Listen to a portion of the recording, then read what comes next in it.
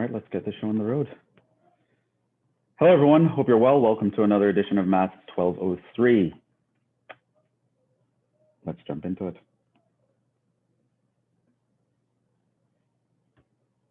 Okay, there we go. Screen is up. I can see the chat. I can't see you guys, or it looks like no one has their camera on.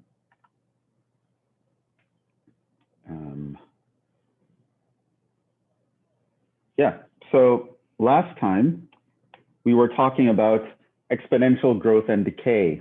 It's a very important topic. Not a lot of calculus though. We did have some calculus elements, like there was a derivative in this equation, but we never actually used calculus. But the idea is we can derive all these nice formulas that can describe situations of exponential growth and decay. And we sort of talked about how to get those formulas, what they mean, etc. But an exponentially growing quantity or decaying quantity is just something that decreases or increases by a relative amount of its current size. So by some proportion or percentage or a fixed unit of its current size over time. Right? So it's not just growing by some absolute quantity and it's always increasing by that quantity. It's growing by some percentage of what its current quantity is at all times. And so the amount it increases per unit time is itself increasing. We know curves like that give you a concave up sort of thing. And that's how you kind of get an exponential curve when you plot these things. Very important. Many things in life grow exponentially. Populations, compound interest formulas grow pretty much exponentially. Radioactive elements decay exponentially. And yeah, lots of stuff. So knowing about exponential growth is going to be very important. The equation that governs how exponentially growing quantities function is the following. Their rate of change is some proportion times their current size. In other words, P prime equals RP. This is called the differential equation. And once you state what the conditions are in the beginning, we call this the initial condition. So we can say at time equals 0, the P value is P naught, which might be given. This can be solved using something called integration, which is the reverse of differentiation, which we will get to at the end of the semester. But ultimately, we can go from a situation where we have derivatives in the equation to a situation where we don't, and this would be the answer. So this describes the current value, the current amount of an exponentially growing quantity at time t. With decay, it was very similar, except we had a negative because our rate was decreasing. And so we have this guy. Now, there are two things that we normally care about with growth and decay. It's the time to double and the time to be halved. Both of them have the same looking formula, ln2 over r. The only difference is when you plug this into the decay formula, there's a negative sign in front of it, so it works out. So then the other one is called the half-life, and it's still that formula. Another fact is that whenever I say something is being compounded continuously in a financial context, this means it exhibits the exponential growth formula that we derived above. And we stop there, but I left you with this handout just summarizing everything I spoke about, as well as some examples. So we are going to do these examples and introduce the next topic is the goal for today. So let's actually do that. So I recopied it over here. These are all the important formulas. These are all the questions we're going to do. So let's jump into it. Let's get into the first one.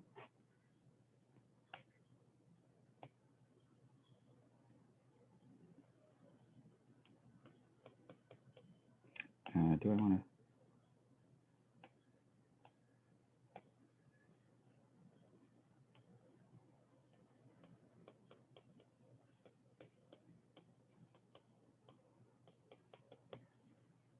It's a nice thickness.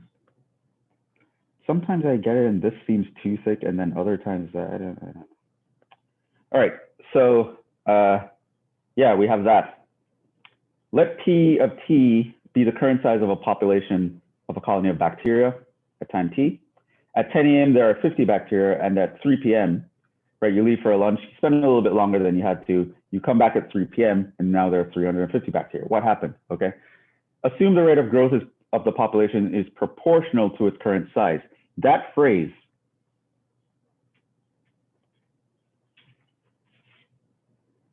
that is what tells you it's an exponential growth problem.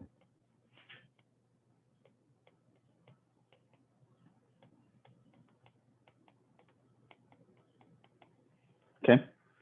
There were many other ways to describe how something was growing, but when that way is used, it's an exponential growth problem.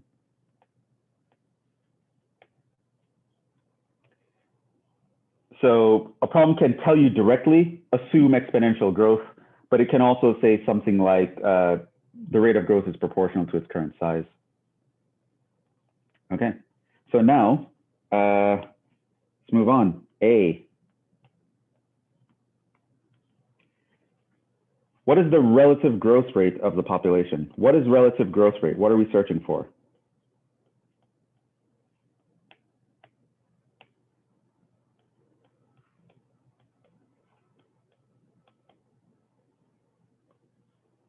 If you ask for relative growth rate, what are you searching for?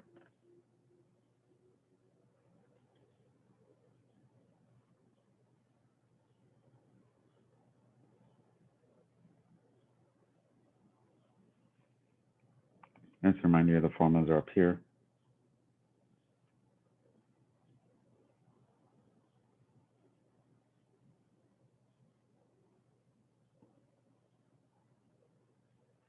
You see it right here. The relative growth rate. Missing a close quotation. Right, relative growth rate means you're looking for R, little r, i.e. find little r, right? The hardest part of these problems, believe it or not, is just figuring out what you're looking for. Once you know that, everything else should be relatively easy. It's not going to involve calculus. It's just going to involve you dealing with equations with exponentials and logarithms in them, which at this point, it's assumed that you'd be experts on. So you're not technically learning anything new. You're just learning some new formulas by which you can do some old things with. But how do we find R? We don't have a lot of information, don't we? We have to figure out what information can we use to get to that R. R shows up in two equations when it comes to growth. That's not a differential equation, so we don't really, well, it shows up here. R shows up here, here, and here. So we'd have to know, do we know any of this information? We don't know the rate of growth. We don't know the time to double because things more than doubled by the time we got back. So sort of equation 3 is the only thing we can do here, use here.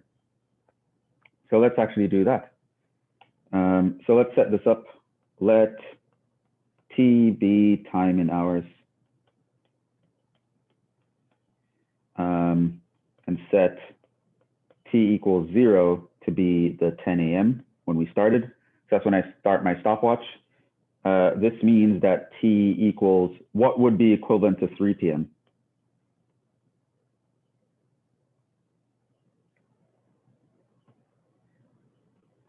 Well, that would be 5 hours later. So that would be T equals 5. Now, we know that P at 0, which is P naught, is 50, right? We're told that we start with a colony of 50 bacteria.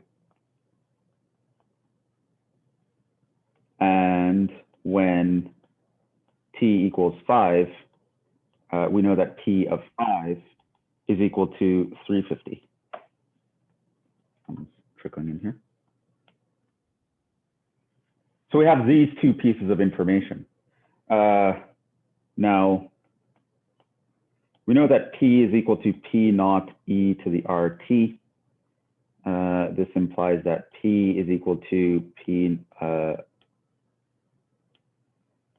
50 e to the RT. I don't know what R is yet. I want to find that. And this would mean I know that when P of 5 is 350, that is going to give us 50 e to the r times 5 when I plug in 5 for t. So this gives me the equation 350 equals 50 e to the 5r. And now I just solve for r.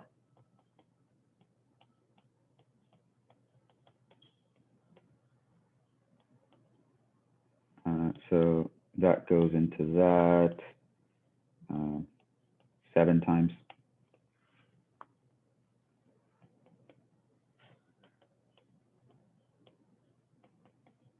We know how to solve for the r. Just take ln. And so you get r is equal to ln of 7 over 5.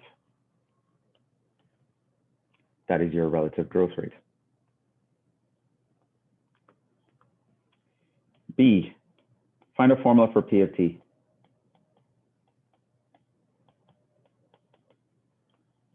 Well, we already know since P is equal to P naught e to the RT, we get that P of t is equal to 50 e to the ln of 7 over 5 times t.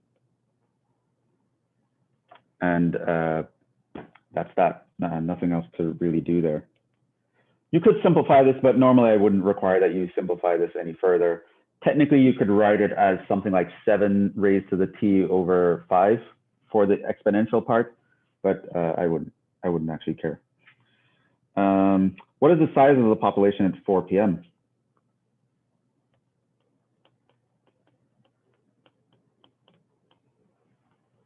What you should recognize is that that's just asking for P of 4.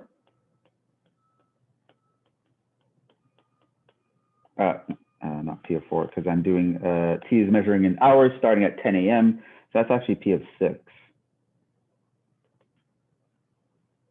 Right, because the start time was 10 a.m. 4 p.m. is 6 hours away, and I'm measuring time in hours. So I actually want P of 6. So I would simply go back to P and plug in 6 for T. This is 50 e to the ln of 7 over 5 times 6. That's your answer. Yeah, like I'm saying, like once you know the equations, you know what you're supposed to be looking for. It's really not that bad. This section is more about an interpretation kind of skill as opposed to math skill. At least it should be. Like the math, you shouldn't be messing up here. What is the rate of growth at 4 p.m.?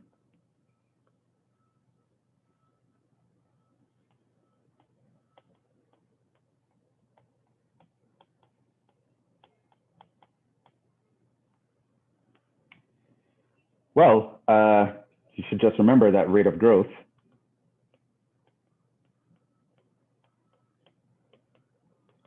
well, that's just P prime.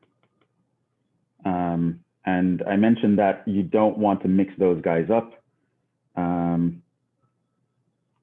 So rate of change, rate of growth,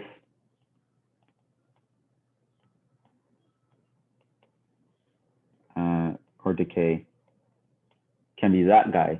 When you want to talk about the R value, which is kind of the percentage or the proportion, you always call it the relative growth rate, or you call it the growth constant or the decay constant. And you don't really call it growth rate in general. So this is asking you for P of t at t equals 6. i.e., we want P prime at 6. Now, since P prime equals R times P, right? That's an equation that we have memorized. We know that P prime of 6 is just R, which is ln of 7 over 5, times 50 e to the ln of 7 over 5 times 6.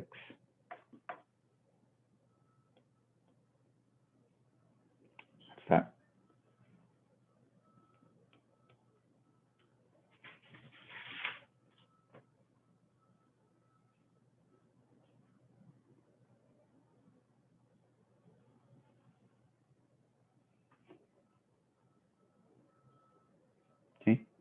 Last question was, when will the population reach a size of 1,500?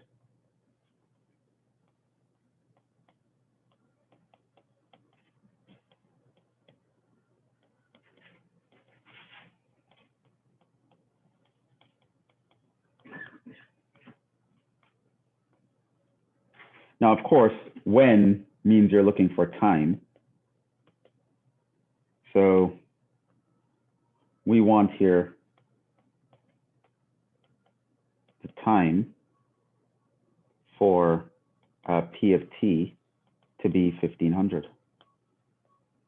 And now, since we know that P is equal to 50 e to the ln of 7 over 5t, this means I want 1,500 to be equal to 50 e to the ln of 7 over 5t.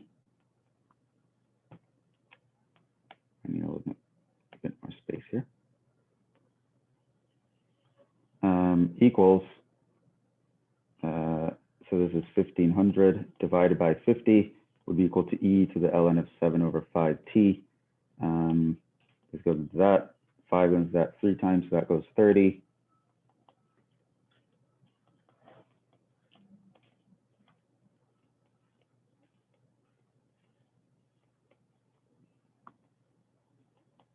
This means that ln of 30 is equal to ln of 7 over 5 times t, or in other words, t is equal to 5 ln of 30 over ln of 7 hours.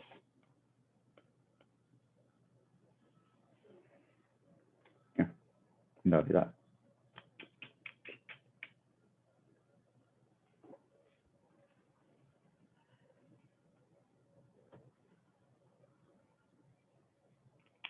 So hopefully there are no questions there.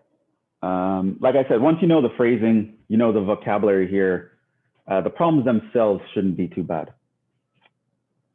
Moving on to the second example. The half-life of a radioactive substance is 30 years. Which, I mean, it's pretty short as far as things go. We know that carbon-12, oh geez, I forgot, is like 5,780 years or something like that. You guys would probably know better than me. It's been like years since I've done chemistry. I took general chemistry like 15 years ago or something. So I remember what Avogadro's number is, I think, but I don't remember the half-life of carbon-12. But half-life is just going to be, if you start with a certain amount, how long before you have half of that amount? That element will decay into some other element, some of lower energy. So now, just by using the phrase half-life or the phrase radioactive, these both would imply exponential decay, right? So even though the problem doesn't specifically say it's an exponential decay problem, those words kind of tell you that it is. So now let's actually do that. A, we want the differential equation.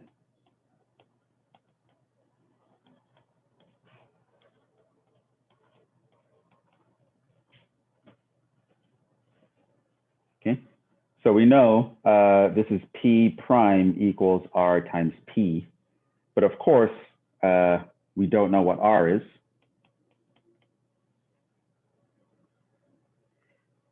How can we find R here? Someone tell me how you'd find R. What method would you use? What formula would you use? What strategy?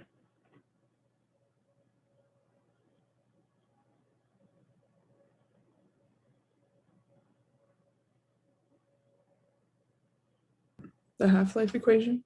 The half-life equation, because they told us the half-life. So note, the half-life is ln2 over R. So this means that 30 years is ln of 2 over r. This means our r is ln of 2 over 30. So that's our growth rate. And that means that our p prime is equal to ln of 2 over 30 times p. But not quite. What is missing here?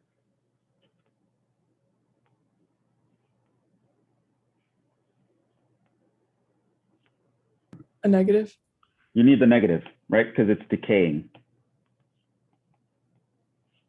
And I don't know if I put that, I didn't put that up here.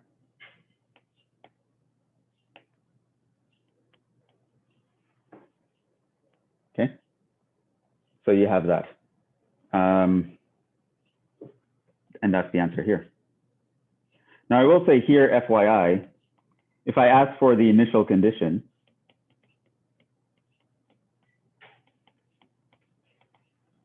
I didn't, but if I did, suppose you have a 200 milligram sample, you would simply write out the equation P of 0 equals 200.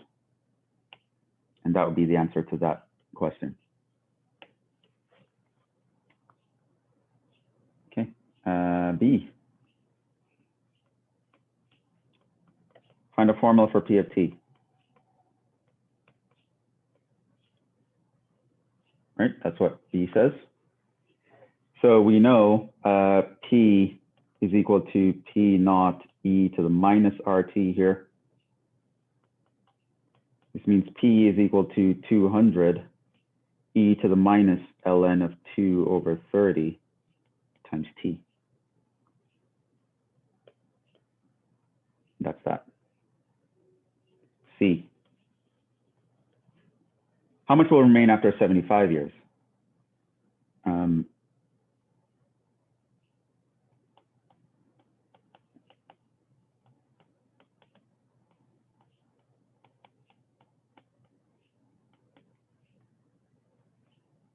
Well, that's like just P of 75, right? You just plug in P of 75.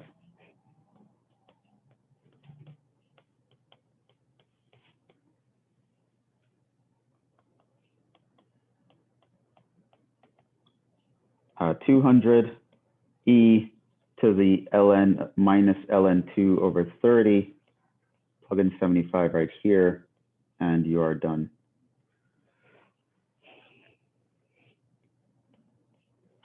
D.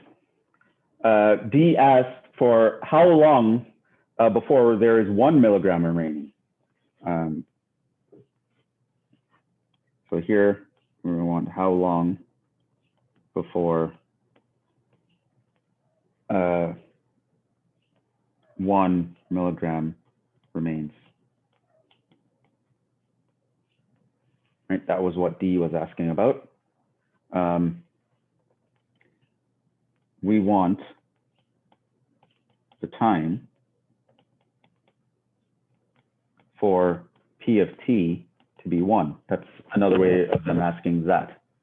And so this means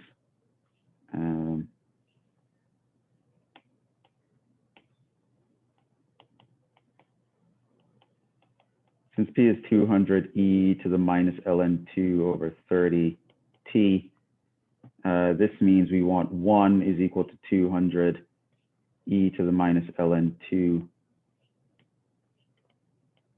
over 30 T. This means that 1 over 200 is equal to e to the minus ln 2 over 30 T. And this would mean that ln of 1 over 200 is equal to minus ln 2 over 30 T. And so this would mean that your T is equal to minus 30 ln 1 over 200 over ln 2. How is time negative here?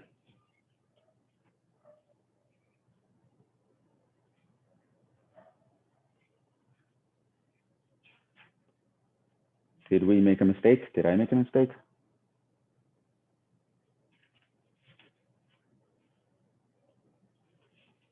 Or is my question wrong? is the time negative? Is this a negative or a positive number without plugging into your calculator? It's a positive number because of the logarithm. Which logarithm? The up on like the upper. Right. This guy you should know. This is negative. So you have a negative times a negative, which is a positive. Remember how the log graph looks when you are between 0 and 1. It's underneath the x-axis, so it's negative between 0 and 1, and then it passes through the x-axis at 1, and then it starts going up. So 1 over 200 is a number between 0 and 1, so this is going to be negative. There's another way you could rewrite it if you don't like that.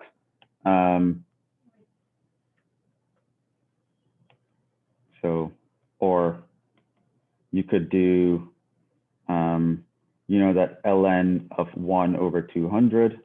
You can think of that as ln of 1 minus ln of 200, which is just minus ln 200. You could also do, or ln of 1 over 200. That is just ln of 200 to the negative 1 power. You can bring that negative 1 power down. Either way, you can replace the ln of 1 over 200 with minus ln of 200. And so you get t looking a little bit more positive.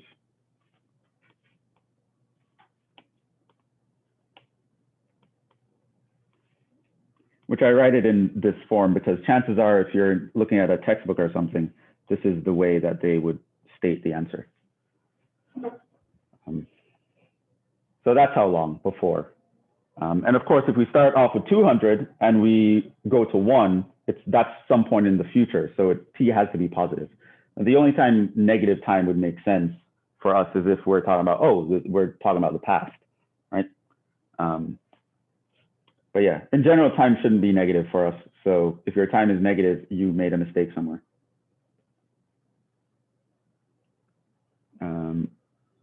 What is the rate of growth when 1 gram remains? That is the question. E.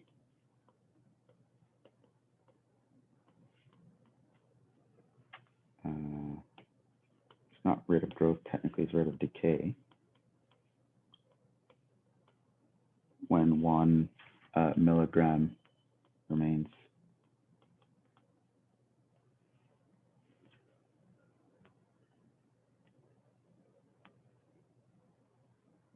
It's very lean. Okay. So we know that this is, we know P prime equals minus RT. And this means that P prime is equal to minus ln2 over 30 times, well, 1. We want P equals 1 milligram remains.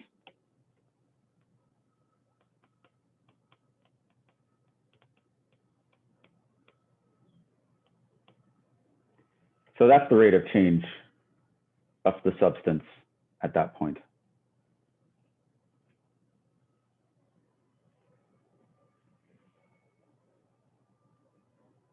Okay. And now we have the last example here.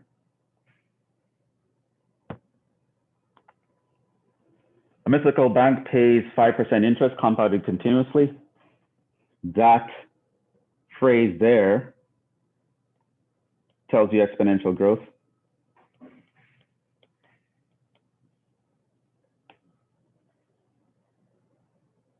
Like no bank is going to give you this. That's why it's a mythical bank. Suppose you deposit $4,000 into this bank, into an account, right? Write down the differential equation and the initial condition whose solution would give you your balance at any time. So A, we want differential equation and initial condition.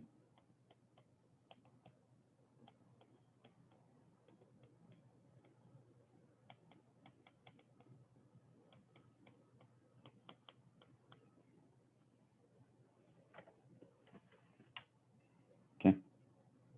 Now we know what that is. We want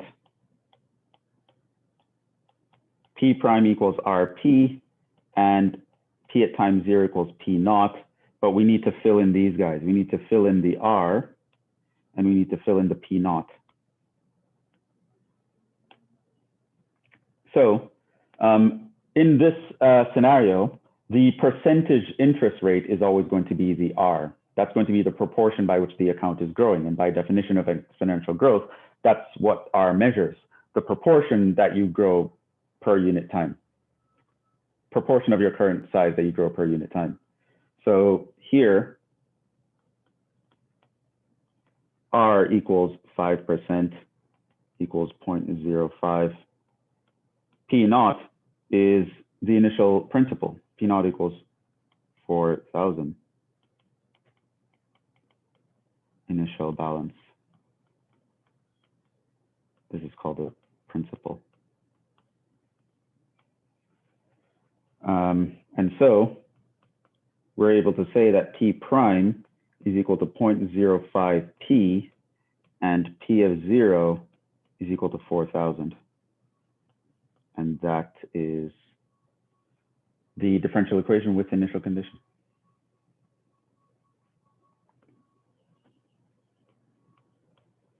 B. At what rate in dollars per year is the account increasing when the balance reaches 6,000? So when the balance reaches 6,000, how fast is the account, the rate of change of the account? So rate of growth of account when P equals 6,000. Well, we know that P prime is equal to R times P. So this means that the rate of growth is going to be 0.05 times 6,000. It's going to be it. That's going to be dollars per year.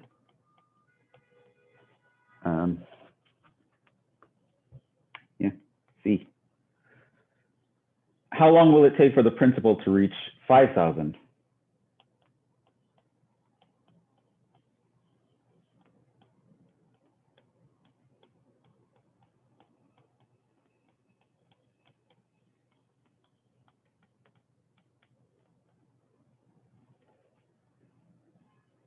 That is the last question.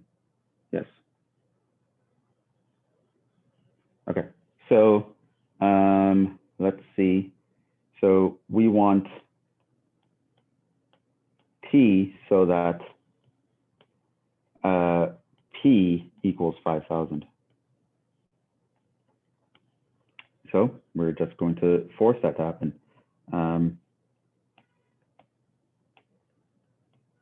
Since we know that P is equal to 4,000 e to the 0.05 t, because I know what my R and my P naught is, this means we want 5,000 equals 4,000 e to the 0.05 t. This means that 5,000 over 4,000 equals e to the 0.05 t.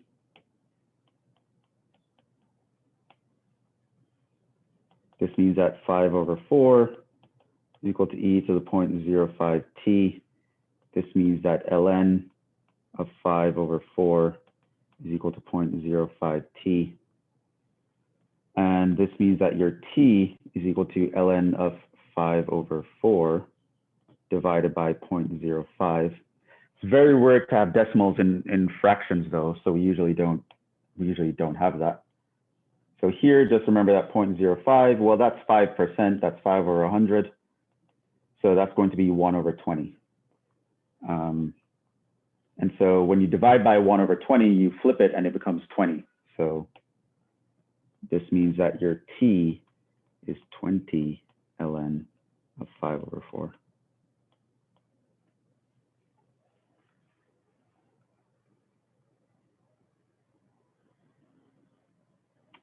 And that's that. So yeah, once you know the terminology, once you actually know what's on this page right here, you know what the phrases used for each thing is, I don't think this section should give you too much trouble.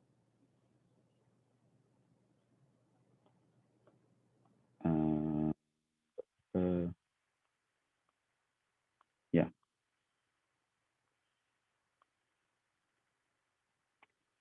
So now let's introduce the other topic. I'm already in the room. What does that mean?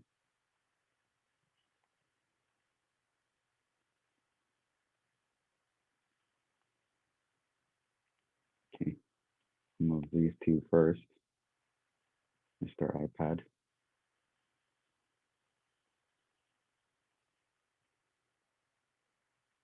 By the way, all these handouts, as I mentioned, they are on our class webpage.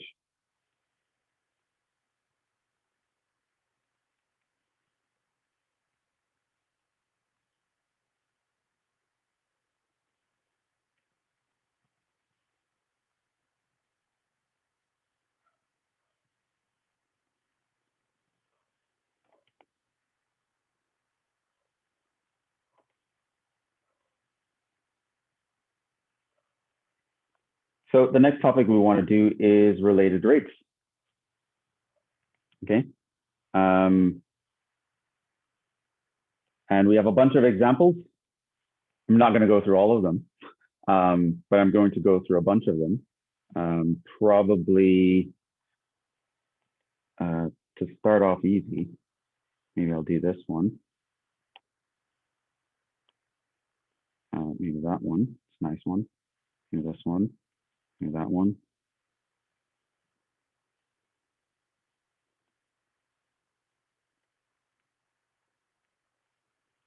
This might be nice too.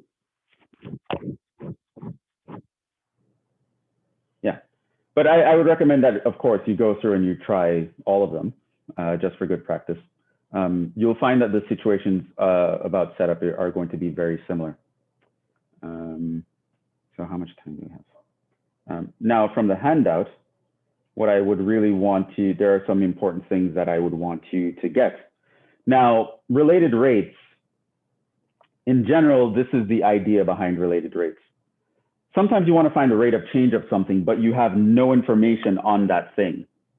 So you can't really measure it. Like even with all your tools of calculus, if you don't have any data, you can't really use the calculus. There's no function to work with. However, there are times when we do know how that thing relates to something else. Like we can say, oh, this thing is correlated with this other thing. And so by looking at what's happening to this other thing, we can kind of know what's happening to this thing over here, sort of indirectly. So when you have an equation that relates two or more quantities, we say that those quantities have a relationship in mathematics, right? So there's a relationship between two or more quantities. Now, it turns out that if quantities are related, then their rates are also related. And so you can find the rate of change of the quantity that you don't know about by finding the related rate, hence the topic name, related rates. So that you don't really need to know, technically speaking, but what I do need you to know is this part right here. This part is very important for you to know. Like what actually constitutes a related rates problem? By the time you get to the final and on the second test, in fact, there will be a bunch of word problem types that you will be doing, a bunch of applications. So you don't want to mix up one word problem for another, right? So you wouldn't want to mix up an exponential growth and decay problem with a related rates problem, or an optimization problem with a related rates problem, because then you're going to use all the wrong formulas, all the wrong intuition. It's not going to be pretty. So knowing how to recognize these are important. So even earlier when I was telling you about how would you recognize it's an exponential growth, phrases, there are key phrases: compounded continuously, half-life, radioactive, proportional to its current size, right? So there are a bunch of phrases that go along with this topic, right? Which you won't see them in this topic necessarily. What you will know about this topic, what makes it a related rates problem, is this situation that you're given, right? So you see a word problem and it's telling you about, I'm reading the bullet points here. You see a word problem and it's telling you about two or more related quantities, right? So it's talking about, oh, the height and the width of a rectangle, or the radius and the circumference of a circle, or here's a triangle and here's how the hypotenuse relates to the base, or something like that. They're going to tell you about things that are in some relationship with each other that you would either know how to get that relationship or it would be given to you, right? So a situation is going to be described to you about related quantities. Then they're going to tell you some information. They're going to tell you when the quantities are of a certain size, the rates of change of some of the things are blah, blah, blah. And then they're going to ask you to find the other rate, right? So they're going to tell you you're given the rate of change of quantities, and then you are going to be asked to find the rate of change of some other quantity that you don't know directly, right? Hence, related rates. Okay. So once those conditions are fulfilled, you're looking at the related rates problem. So a very generic, simplified template for such a question is I can say, oh, A is related to B by this equation. I know that when A is 5, the rate of change of B is -2. What is the rate of change of A, right? So that kind of question is a related rates problem. Right? Now, once you know it's a related rates problem, we have a standard process for dealing with those. It is a 6-step process, which I describe in a lot of detail here. So you're going to read the problem carefully, because not only do you need to pick out the right information, but you need to actually know that you're looking at what type of problem you're looking at. So you're going to read carefully. Not enough people read carefully in general, as well as in this class. I had a lot of people losing points for very silly things on the first test, like not writing your name and losing 5 points because of it. Read the instructions, right? So you don't want to miss the fact that I gave you 5 points for writing your name. That's the kind of thing that can be helpful. So you want to read the problem carefully. If possible or necessary, you're going to draw a diagram. When would it be necessary? Is if you want to kind of visualize the problem so you can come up with some sort of some relevant equation. So if you visualize the problem and you draw it and you realize, oh, it's a rectangle, then automatically, the length times width formula would come in, the area formula for area. You would think about the perimeter formula, etc. If you visualize the problem and it's a right triangle, oh, now Pythagoras' theorem is on the table. You will never, in this class, you won't have to worry about the angles usually, because that will take us into trigonometry, which we don't do in this class. But that's the idea. You're going to draw a diagram just so you can visualize the problem. When you don't have to draw a diagram, is usually when the relationship is given to you, and you can kind of jump to step 4 in that case. So you're going to read the problem, you're going to recognize it's a related rates problem, you're going to now start to pick out the important information. To serve to that end, you're going to draw a diagram, make sure you understand the situation. Then the third thing is you are going to write down the information you're given and what you want to find. At that point, you can ignore the word problem. You don't have to worry about all those words. You're summarizing the data that you're going to be using in the problem. Then you're going to set up the equation that relates all the quantities that you set up in the first place. And your diagram can help with this, or it may be given in a few cases. Okay. Now comes the calculus part. You are going to differentiate implicitly with respect to time. That is always the case with related rates problem. The time is the independent variable. It always will be in a related rates problem. So if you're differentiating anything that is not t, you need to multiply by t prime. And that's why I say implicitly. Once you do that, you're going to plug in all the information you've been given, the ones that you summarize in part 3, and you're going to solve for the unknown that you want. And as you can see in the paragraph here, occasionally what's going to happen is that you're going to get to this last step, you're going to get to the 6th step, and you're going to realize I don't actually have all the information that I need to solve this problem. In which case, you panic. No, I'm kidding. You don't panic. In this case, if you find that that is the case, you should go back to step 4, where you set up the equation, because chances are you can use that equation to solve for any unknowns you might need. Okay. So these are the 6 steps that I need you to memorize. Eventually, after you read through these, you're used to them, you practice a bunch of problems, you'll be able to just remember what I wrote in bold, and you'll know how to do the problem. But this is kind of the standard procedure. Okay. And everything I just said verbally is actually written in this handout, the point of drawing a diagram, blah, blah, blah. Of course, in this section, there are a bunch of formulas that I would expect you to know that I'm not going to give you. A lot of your 2D geometry formulas. So formulas relating to like the area of a circle, the circumference of a circle, things of that sort, the area of a rectangle, the perimeter of a rectangle, Pythagoras' theorem. There are a bunch of things that go into 2D geometry that I would expect you to know, which I'm not really going to give you that information. So let me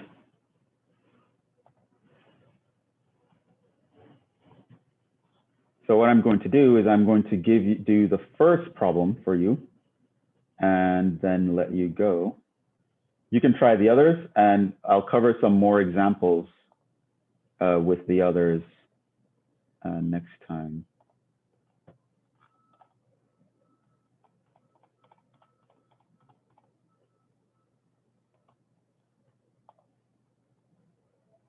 Okay.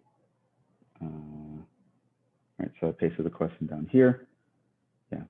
If I have to do anything reasonably productive, I switch to the Windows machine. Okay. So yeah, because taking a screenshot on the iPad is actually pretty annoying. It'll take the whole screen, then I have to snip it, and then whereas on the Windows you can actually just take. All right, so here's the problem. Right circular cylinder undergoes expansion. Its radius is increasing at a rate of 1 meter per second, while its height is increasing at a rate of 2 meters per second. At what rate is the volume changing when the radius is 1 meter in length and the height is 3 meters in length?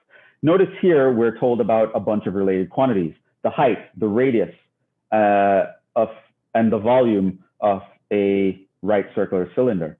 And we're told some rates, like the rate of change of its height and the rate of change of its radius. And then we're asked for another rate, the rate of change of its volume. That's classic related rates problem, right? So this part here, radius increasing at this, while its height is increasing at that. At what rate is the volume changing? That tells you it's a related rates problem.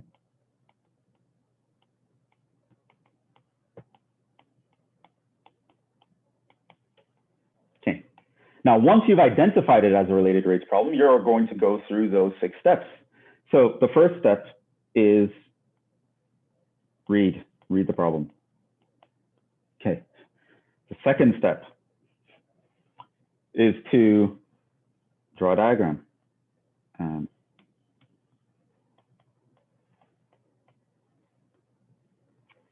Now, how helpful a diagram is going to vary. It won't help you as much here, I don't think.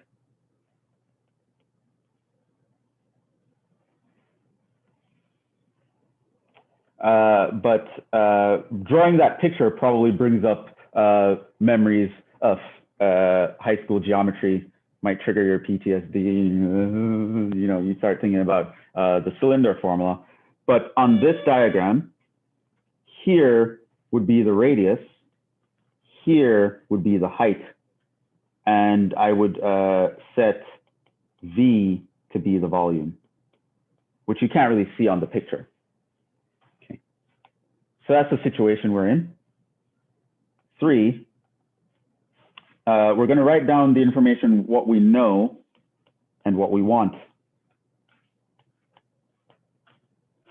Right? So in 3, we're going to summarize. What do we know? We know that the radius is increasing at a rate of 1. So we know that dr dt is equal to 1. In fact, plus 1 because it's increasing.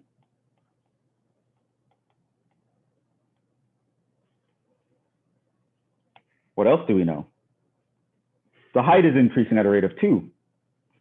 So I know dH dt equals 2. In fact, plus 2 because it's increasing.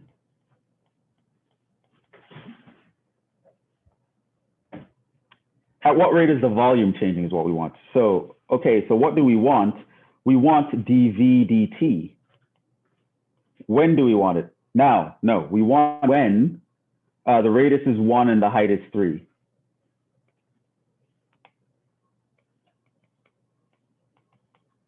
Okay, so now that I have this information written out, I can essentially ignore the word problem. I don't have to go through and read this again and confuse myself and pick out the wrong number. I've summarized all the numbers here. So I now have this diagram. I know what I know and I know what I want.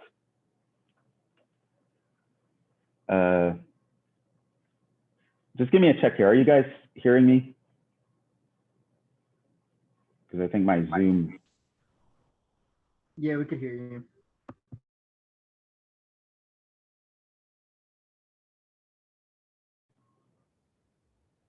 Okay, am I frozen? You were for a little bit. Okay, but not now. No. Okay, if anything happens, just let me know because I got that error message that blah blah blah, your connection is unstable or whatever. Okay, so 4, you're going to come up with the equation that relates everybody. Then you remember the general formula for a prism. It's the area of the base. So I know that the volume is going to be the area of base. Could you repeat that? You froze us for a little bit.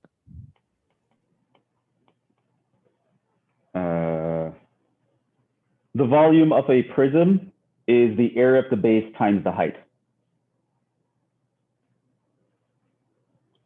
So this means V is equal to pi r squared. And let me do something here.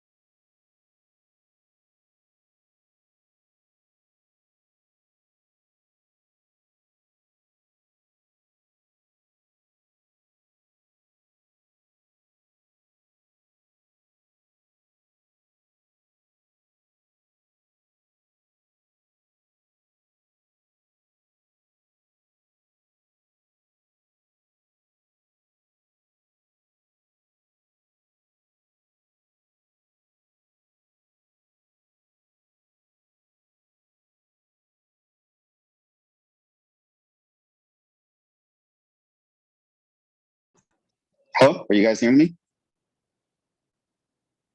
Yes. Okay. Oh, I think I'm gonna let you guys go because I don't. By the time I set this up, it's gonna be too late. We'll finish up this example next time, I think, and then maybe you can try to go through and see some of the steps. But for now, with technical difficulties, I don't want to take more time than I already have. So we'll wrap up there for now. See you guys on Tuesday, and Professor, see you in the next one. Yes. I just had a question about regarding the quiz. Can you just clarify exactly which topics are on it? Is it still the same as what the syllabus states? Because I know that has related rates. It has linear approximation, and Right. marginal. So related rates, right. Yeah, linear approximation, marginal analysis, it would have had related rates, but obviously I didn't even get through a single problem here. So what I'll do is I'll move related rates to the bonus section. Okay. Should we expect El Hospital's rule? Yes. Okay, thank you. Okay. All right. Cool. I'll probably send out something with a little bit more detail just to make sure, because it's been a while since we've had a quiz. Yeah. All right. Enjoy your weekend, and I'll see you in the next one.